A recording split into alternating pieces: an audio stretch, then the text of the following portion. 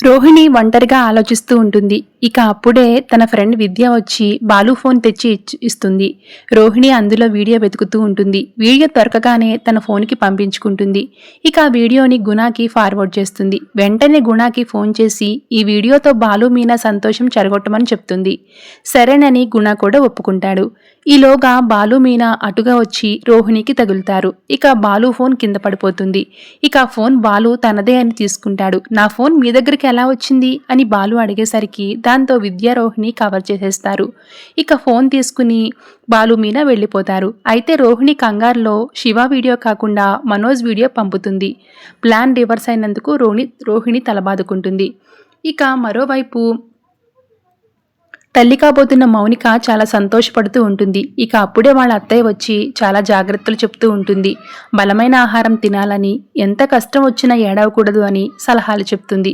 ఇక అప్పుడే అక్కడికి వచ్చిన సంజు మౌనిక మీద అరుస్తాడు. దాంతో వాళ్ళ అమ్మకు కోపం వస్తుంది. అంతేకాదు మౌనిక కడుపుకు తనకు సంబంధం లేదు అన్నట్లుగా మాట్లాడతాడు సంజు.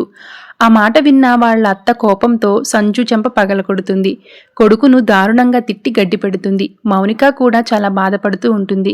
తాగిన తర్వాత ఏం జరిగిందో మీకు గుర్తులేదా? ఈ బిడ్డ మీది అని ఒప్పుకోవడానికి మీకు మనసు అంగీకరించడం లేదా అని అడుగుతుంది మౌనిక. ఇక సువర్ణ మాత్రం అస్సలు ఊరుకోదు.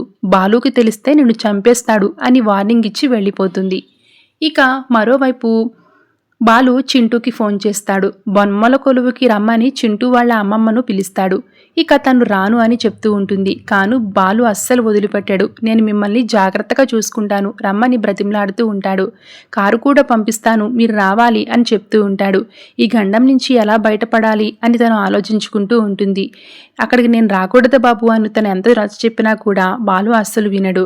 మా అమ్మ మిమ్మల్ని ఏమీ అనకుండా నేను చూసుకుంటానండి, రండి అని అంటూ ఉంటే ఆమె రాను అని అనడంతో నా భర్త చనిపోయిన తర్వాత ఇలాంటి కార్యాలకి రావట్లేదు బాబు అని నచ్చ చెప్పినా కూడా బాలు అస్సలు వినిపించుకోడు. మీరు గనక కారు పంపిస్తే రాకపోతే నేనే వచ్చి మిమ్మల్ని తీసుకువస్తాను అని అనేసరికి సుగుణమ్మకి ఏం చెప్పాలో తెలియక ఇక ఆలోచనలో పడి ఫోన్ కట్ చేస్తుంది. వెంటనే ఈ విషయాన్ని రోహిణికి చెప్పాలి అని రోహిణికి ఫోన్ చేస్తుంది సుగుణమ్మ. ఇక రోహిణి ఫోన్ లిఫ్ట్ చేయంగానే జరిగిన విషయం మొత్తం చెప్తుంది. దాంతో రోహిణి చాలా కోపంగా వాళ్ళ అమ్మని తిడుతుంది. అసలు నేను ఫోన్ ఎవరు లిఫ్ట్ చేయమన్నారు అని అంటుంది. నేను చూడలేదమ్మా, చింటూ లిఫ్ట్ చేశాడు, నేను చూసుంటే కనుక కట్ చేసేదాన్ని అని ఎంత రాచి చెప్పినా కానీ రోహిణి మాత్రం వాళ్ళ అమ్మ మీద కోప్పడుతూ ఉంటుంది. ఎలాగైనా ఇక్కడికి రాకు అని చెప్తుంది. Thanks for watching.